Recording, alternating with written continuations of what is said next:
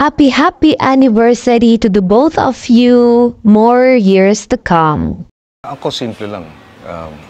After 29 years, magte-29, ginagawa niya yung gusto niya at ginagawa ko yung gusto niya. Oo, tama rin. Napakagandang piece of advice. Siya lagi may last word. Oo. Last word. Ang last word is, yes, dear. Kahit kasaway kayo, tama ka. Tapos na.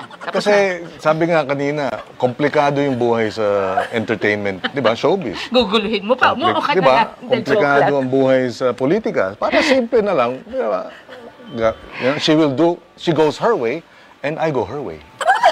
Hindi, alam mo, pero seriously, I think ang laking bagay nung we have a lot of respect for each other. Guys, nakita nyo? O yan.